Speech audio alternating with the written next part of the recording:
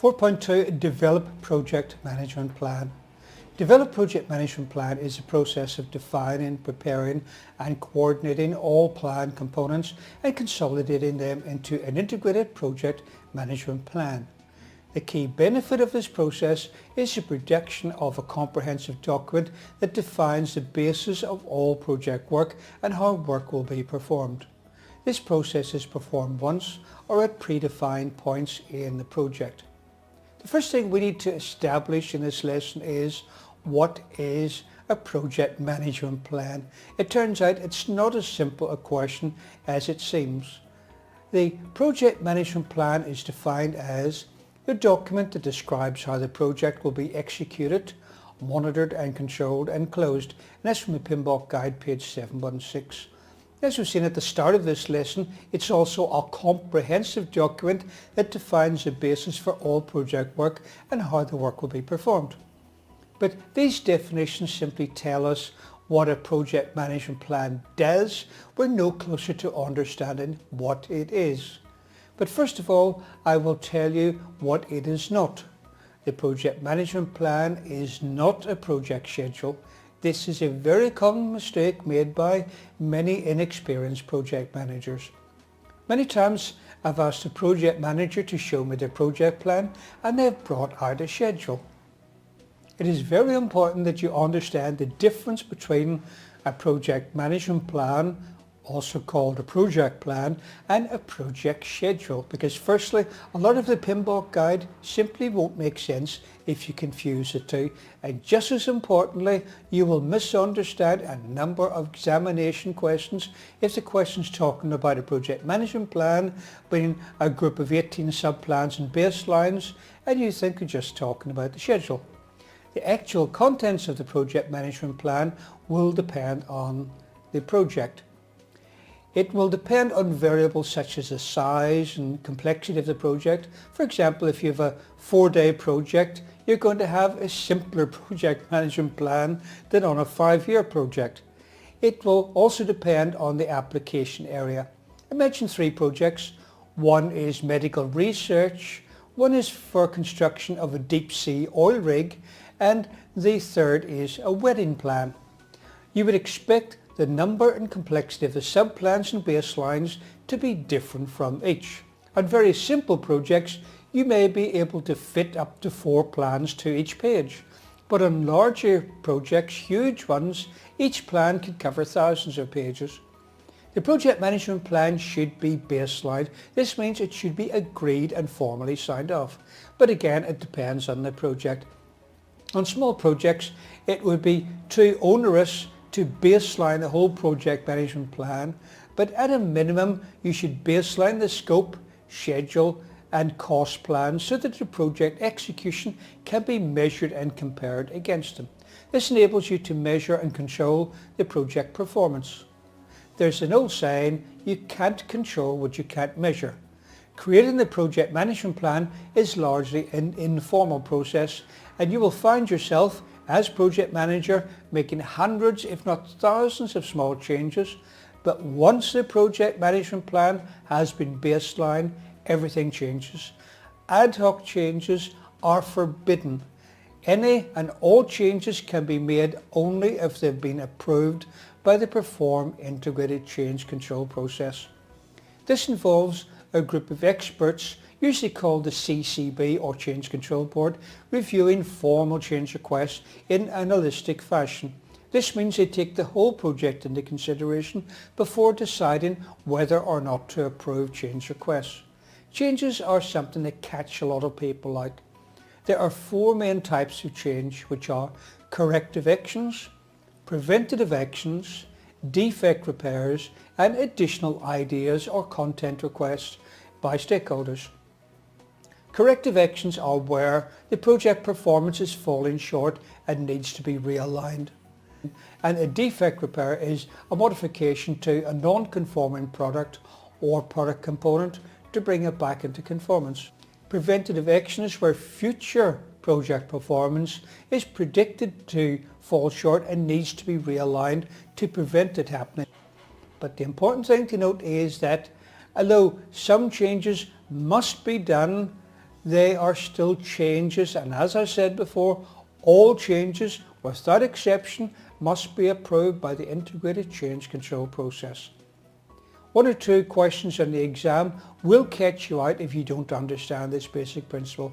The exam questions will try to make you panic, and they will instill a sense of urgency. They will say, for example, on your project something needs to be fixed. You know how to fix it. It's holding up the entire project. The customer's getting angry. They're threatening legal action. Do you A, fix the problem quickly and make the customer happy? B, submit a change request to the change control board and wait for approval? C, outsource the problem to a team of experts in Tibet? D, phone senior management and strongly say you need immediate authorization to fix the problem? Option A seems much better than option B, but option B is always correct for the reasons I said before. A major cause of problems on a project comes from people making changes without being able to see beyond their own limited area and thus causing further damage. Or the problems can come from a lack of experience or understanding.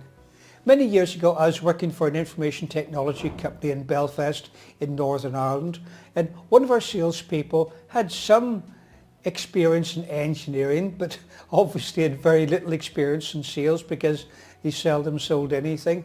But for whatever reason he decided to become a computer engineer, and for whatever reason our management decided to let him become a computer engineer, and he moved down to our Dublin branch, which is down in Southern Ireland, and they did most of the engineering for us.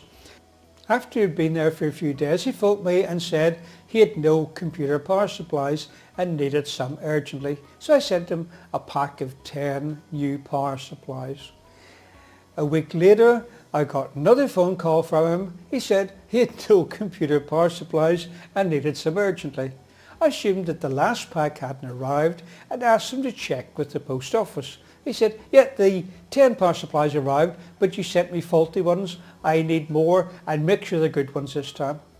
I told him they were brand new. I could understand maybe one being faulty, but it was impossible for all of them to be faulty. He said, well, they were faulty. There was a computer that needed a new power supply, so I installed one of yours. But as soon as I switched the computer on, the power supply blew up. So I installed the next one. It immediately blew up as well. I tried every one of those power supplies and every one of them blew up. Every one of them was faulty. Now imagine if this person had to submit a change request before installing each power supply. I think the integrated change control system would have saved most of those power supplies. Okay, back to our project management plan. You can expect to receive approved change requests throughout the project, and therefore the project management plan will be updated, or as to say it another way, it will be progressively elaborated. Now let's look at the inputs for the developed project management plan process. Number one is a project charter, because this is the distilled knowledge of all really of what we know in the project so far at a high level, which is not a lot, and so this document will only be a couple of pages, but at least it gives us a good starting point and a good overview. This high level information will be elaborated into the various components of the project management plan. Input number two is actually the outputs from other processes. The PMBOK guide doesn't specify the individual outputs at this stage, but they will be outputs from processes described in sections 5 through 13 of the PMBOK guide, which are equivalent to modules 5 through 13 of this course. Input number 3 is the enterprise environmental factors that can influence the developed project management plan process. These include government or industry standards, e.g. product standards, quality standards, safety standards and workmanship standards, legal and regulatory requirements and or constraints. A requirement is something you must do. For example, you must provide a safe workplace for your staff, and a constraint is something you can't do. For example, you can't release personally identifiable information from a database. You can't schedule a person to work 2 days per week if they're contracted to work just 1 day, and so on. Project management body of knowledge for vertical markets, e.g. construction, and or focus areas, e.g. environmental, safety, risk or agile software development. This seems a little confusing at first glance because the information technology industry and the military, for example, have their own version of PMBOK, and you can see with the release of PMBOK 6th edition that there's an additional guide for Agile. Organizational structure, culture and management practices and sustainability. Organizational governance framework, which is the structured way to provide control, direction and coordination through people, policies and procedures to get organizational, strategic and operational goals. Infrastructure, e.g. existing facilities and capital equipment. For example, if you're planning a construction project, you would check to see what construction machinery and vehicles are already in the company, so you can work out if you can borrow them from your project or if you can hire them from outside, and you'll check this availability by looking at the relevant project calendars for those resources. Input number 4, organizational process assets, which normally follows enterprise environmental factors in the list of inputs. The organizational process assets that we're looking for this process would include organizational process policies, processes and procedures. Project management plan template, which includes guidelines and criteria for tailoring the organization's set of standard processes to satisfy the specific needs of the project, and project closure guidelines for requirements such as the product validation and acceptance criteria. Change control procedures, including the steps by which official organizational standard policies, plans, procedures and any project documents will be modified and how these changes will be approved and validated. Monitoring and reporting methods, risk control procedures and communication requirements.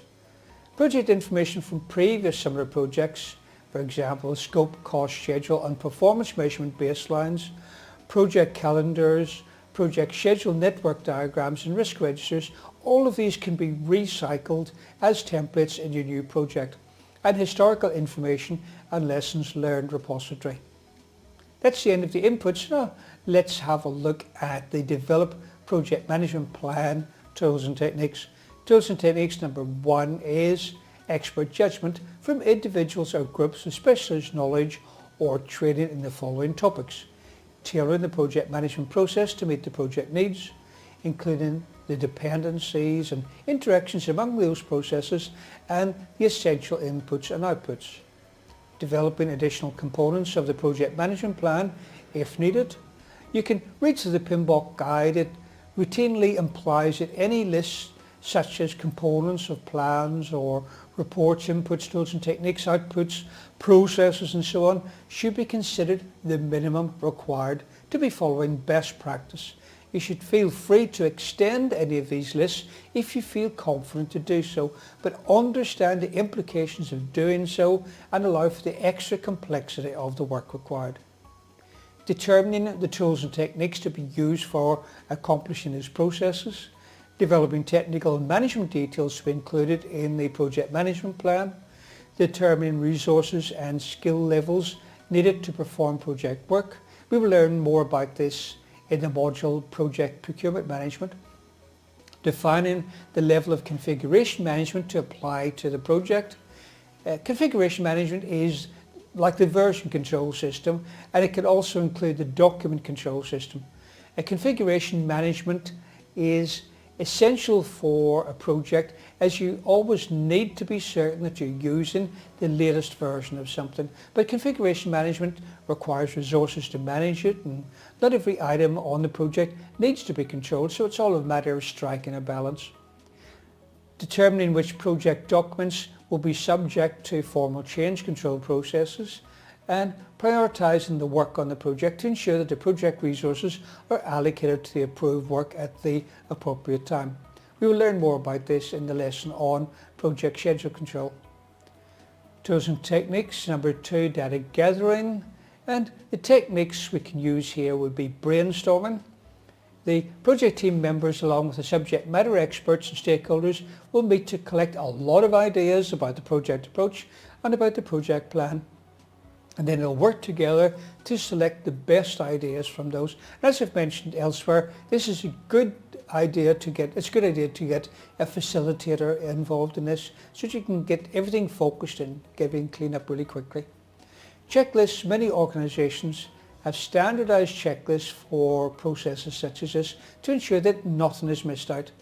Developing a project management plan is a complicated procedure, but using a checklist makes this process simpler and reduces risk. Focus groups.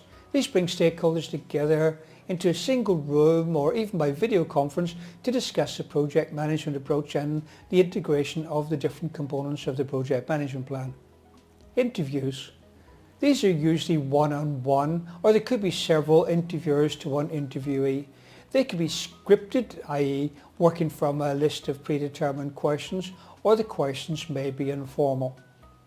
Number 3, interpersonal and team skills. The interpersonal team skills used when developing the project management plan include conflict management. This is important, especially where the stakeholders are from diverse groups or cultures, or where stakeholders strongly hold opposing views. You need to get them working together and supporting one single plan.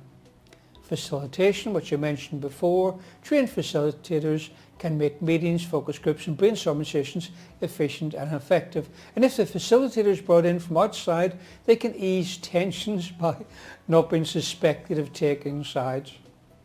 Meeting management. Okay, these are just the skills necessary to run a meeting.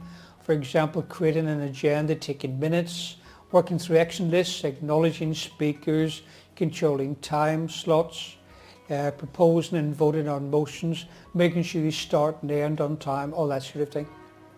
Providing the pizzas.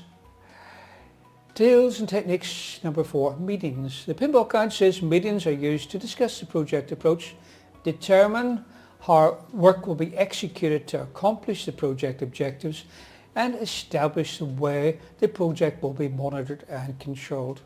There's a special type of meeting called a kick-off meeting, and it appears in examination questions down then. As the name suggests, it's held just before the project starts. According to the PMBOK guide, its purpose is to communicate the objectives of the project, gain the commitment of the team for the project, and explain the roles and responsibilities of each stakeholder. The kick-off may occur at different points in time depending on the characteristics of the project. For small projects, there is usually just one team that performs planning and the execution. In this case, a kick-off meeting occurs shortly after initiation, and it will be in the planning process group because the team is involved in planning. In large projects, a project management team normally does the majority of the planning, and the remainder of the project team is brought on when the initial planning has been completed at the start of the development or implementation. In this instance, the kick-off meeting takes place within processes in the executing process group. Multi-phase projects will typically include a kick-off meeting at the beginning of each phase. And this kick-off information, I think you will find, could turn up on the examination. And lastly, we come to the outputs from the developed project management plan process. Naturally, the main output is the project management plan. This describes how the project will be executed, monitored and controlled, and closed. It integrates and consolidates all the subsidiary management plans and baselines and other information necessary to manage the project. The needs of the project determine which components of the project management plan are needed. The project management plan components would include subsidiary management plans, such as scope management plan, which defines how each process is managed, requirements management plan, schedule management plan. Note that this is the schedule management plan, not the project schedule. Cost management plan, the quality management plan, resource management plan, communications management plan, risk management plan, procurement management plan, and stakeholder engagement plan. Not stakeholder management plan. That was a change that came in with the 6th edition of the PMBOK guide. They were engaging with our stakeholders. It also contains baselines for comparing planned against actual results. Scope baseline. This is actually a combination of three baselines: the approved version of the scope statement, work breakdown structure, and associated work breakdown structure dictionary. The schedule baseline and the cost baseline. Additional components. Most components of the project management plan are produced as outputs from other processes, though some are produced during this process, the develop project management plan process. These components developed so far of this process will be dependent on the project. However, they often include change management plan, which describes how the change requests throughout the project will be formally authorized and incorporated. Configuration management plan describes how the information about the items of the project and which items will be recorded and updated so that the product, service or result of the project remains consistent and or operative. Performance measurement baselines, which is an integrated scope, schedule, cost plan for the project work against which project execution is compared to measure and manage performance. The project life cycle. The life cycle chosen is dependent upon the organization and the area of the project work. Development approach, for example, predictive, iterative, agile or a hybrid method. Management reviews identifies the points in the project when the project manager and relevant stakeholders will review the project progress to determine if performance is to be expected or if preventative or corrective actions are necessary. As you can see, the project management plan contains a lot of plans and baselines.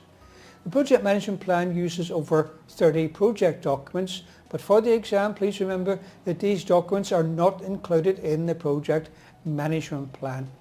A typical project management plan contains 18 elements made up of 12 subplans, 4 baselines, the project life cycle description and the development approach. Please study Table 4.1 in the PMBOK guide, which is a representative list of the project management plan components and project documents.